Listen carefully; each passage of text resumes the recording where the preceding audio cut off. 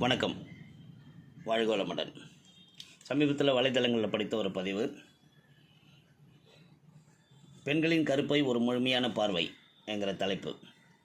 நம்ம யூடியூப் சேனலில் யூட்ரஸ் பற்றியும் கைனகாலஜி பற்றியும் எக்கச்சக்கமான பதிவுகள் தனித்தனி தலைப்புகளாக உண்டு. நல்லவற்றை மீண்டும் மீண்டும் சொல்வதில் எனக்கு எந்த தயக்கமும் கிடையாது. அதனால் உங்களுக்கு மீண்டும் சொல்கிறேன் நான் படித்ததை.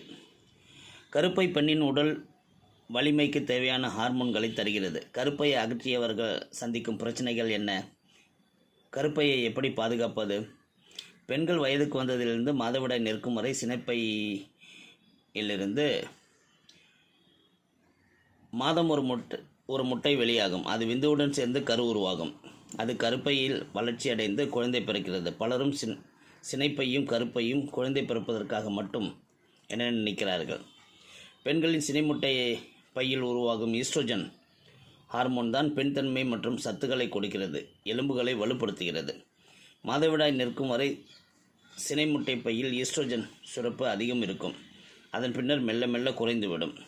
பெண்களுக்கு மாதவிடாய் நிற்கும் சராசரி வயது 51. மாதவிடாய் நிற்பதற்கு முன்பே கருப்பையை எடுத்து விடுவதால் பெண்கள் பல்வேறு தொல்லைகளுக்கும் ஆளாகிறார்கள். உடல் சூடு, இரவில் அதிகம் உயர்த்தல், தூக்கமின்மை, அடிக்கடி கோபம், சலிப்பு, மறதி, மன உளைச்சல், உடல் வலி போன்ற பிரச்சனைகள் தாக்கும்.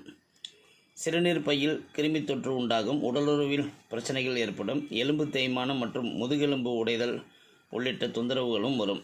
பெண்கள் 45 வயதுக்கு முன்னரே கருப்பையை எடுக்கும்போது இது போன்ற பிரச்சனைகளை சந்திக்க வேண்டியிருக்கிறது. தவிர்க்க முடியாத காரணத்தால் கருப்பையை எடுக்க நேரும்போது சினைமுட்டை பையை விட்டுவிட்டால் இப்பிரச்சனையில் வராமல் தடுக்கலாம் என்று சிலர் நினைக்கின்றனர். ஆனால் கருப்பை எடுத்த சில ஆண்டுகளிலே சினைமுட்டை பையையும் தனது இயங்கும் தன்மையை குறைத்து கொள்ளும். இந்த மெனோபாஸ் அறிகுறிகளுக்கு ஹார்மோன் ரீப்ளேஸ்மெண்ட் தெரப்பி சிகிச்சை உண்டு. ஆனால் அது பக்க விளைவுகள் ஏற்படுத்தும். இரத்த குழாயில் இரத்தம் உறைதல், மார்பக புற்றுநோய் போன்ற பிரச்சனைகளுக்கு வழிவகுக்கும். எனவே கருப்பையை எடுப்பதை விட அதை பாதுகாப்பதே சிறந்தது. சரி, அதை எப்படி பாதுகாக்கிறது?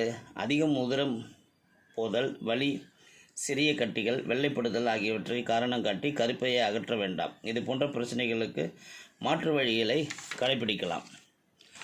கட்டி மிகவும் பெரிதாக இருந்தால் வளர்ந்து கொண்டே போதல், கேன்சர் கட்டியாக மாற வாய்ப்பு இருந்தால், மாதவிடாய் உதிரம் மருந்துக்கு கட்டுப்படாமல் போதல் போன்ற வழியில்லாத காரணத்தால் மட்டுமே கருப்பையை அகற்றலாம்.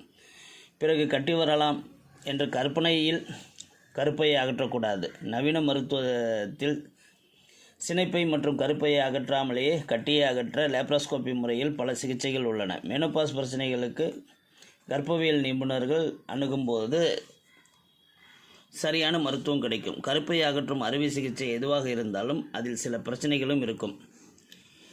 கருப்பை வாயில் புற்றுநோய் ஏற்பட வாய்ப்புள்ளதா என்பதை சிறிய சோதனை மூலம் தெரிந்து கொள்ளலாம்.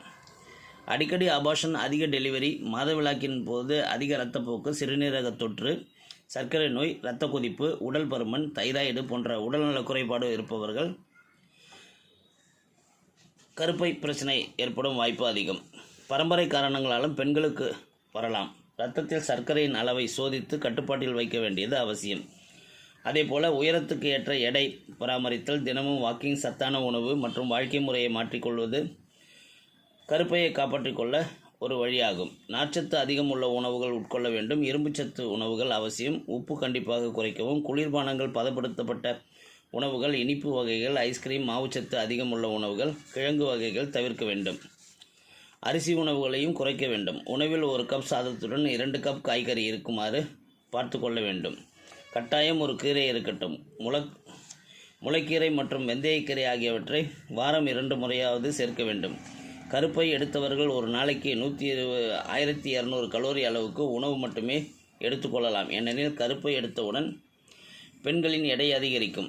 மேலும் சாதத்துக்கு பதிலாக பழங்கள், கீரைகள் அதிகம் சாப்பிட்டு உடலை பாதுகாக்கலாம். இத்துடன் பிறப்புறுப்பு, கருப்பை, வாய்ப்பகுதி நோய் தொற்று ஏற்படாத பர்சனல் ஹைஜீனை கடைபிடிக்க வேண்டியது அவசியம். வெள்ளரி விதையை அரைத்து பாலில் கலந்து குடித்தால் சிறுநீர் தொடர்பான பிரச்சனைகள் தீரும். வெந்தயக்கீரையுடன் பூண்டு, உப்பு சேர்த்து அரைத்து சாப்பிட்டால் உடல் சூடு தணியும். மாதவிலக்கு குறிப்பிட்ட நேரத்தில் ஏற்படாதவர்களுக்கு வெங்காயத்தால் காய வைத்த கருப்பு எள், கருஞ்சீரகம் ஆகியவற்றை சம அளவு எடுத்து அரைத்து உட்கொள்ளலாம். மதுவிலக்கு தடைப்படும் காலங்களில் காலை மாலை இருவேளையும் 1 ஸ்பூன் அளவுக்கு 3 நாட்கள் சாப்பிட்டால் இந்த மதுவிலக்கு ஏற்படும் வாய்ப்பாக அமையும். விளாமரத்தின் பிசினை மஞ்சள் சேர்த்து ஊற வைத்து சாப்பிட்டு வந்தால் வெள்ளைப்படுதல் குணமாகும். வாழைப்பூவை இடித்து சாறு எடுத்து அதில் பனங்கற்கண்டு சேர்த்து குடித்து வந்தாலும் வெள்ளைப்படுதல் குணமாகும். வல்லாரைக்கீரை சாற்றில் பெருஞ்சீரகத்தை ஊற வைத்து உலர்த்தி பொடியாக்கி தினமும் 2 கிராம் அளவுக்கு சாப்பிட்டால் மாதவிலக்கு கோளாறுகள் சரியாகும். லவங்கப்பட்டையை பொடி செய்து தினமும் 2 கிராம் அளவுக்கு சாப்பிட்டு வந்தால் மாதவிலக்கின் போது அதிக இரத்தப்போக்கு நிற்கும்.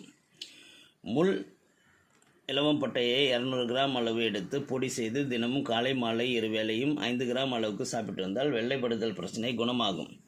முருங்கைக்கீரையை அடிக்கடி உணவில் சேர்த்து கொண்டால் கருப்பை பலப்படும். இயற்கையாக இலகுவாக கருத்தரிக்கலாம். குழந்தையின்மைக்கு பல வைத்தியங்கள் செய்து குழந்தை இல்லாத தம்பதிகள் இயற்கை மருத்துவத்திலேயே பல பேருக்கு நல்ல தீர்வு கிடைச்சிருக்குது. பெண்களுக்கு கருப்பதை தடுக்கும் அல்லது கர்ப்பம் தங்காமல் போவதற்கு உண்டான காரணங்கள் என்னன்னு முதல்ல தெரிஞ்சுக்கலாம். கருக்குழாய் அடைப்பு, அதாவது fallopian tube block, fibroid uterus, ovarian cyst, கருப்பை வளர்ச்சியின்மை, ரொம்ப பல்கி யூட்ரஸ்னு சொல்லக்கூடிய தடித்த பருத்த கருப்பை, குறுக்கீடான மாதவிடாய் போக்கு, மிக அதிகமாக மாதவிடாய் போக்கு, சூதக சூளை, கருப்பை வாயு, கருப்பையில் தங்கியிருக்கும் கிருமிகள் பூச்சிகள் ஒரு காரணம். சினைப்பை நீர்க்கட்டிகள், பிசிஓடின்னு சொல்கிறது, சினைக்குழாய் அடைப்பு, மாதவிடாய் தாமதமாக வருவது, 2 மாதம் 3 மாதத்துக்கு ஒரு தடவை மாதவிடாய் ஆகும் சூழல், மாதவிடாய் சுழற்சி சரியில்லாத தன்மை, மலட்டு ரோகம்,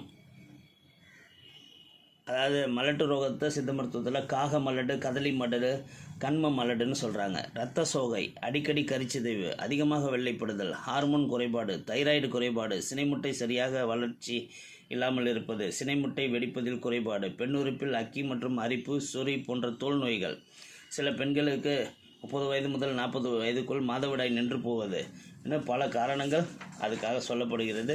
இது அனைத்துக்கும் நல்ல மருத்துவத்தில் நல்ல தீர்வுகள் உண்டு என்பதை முழுமையாக நம்புங்கள்.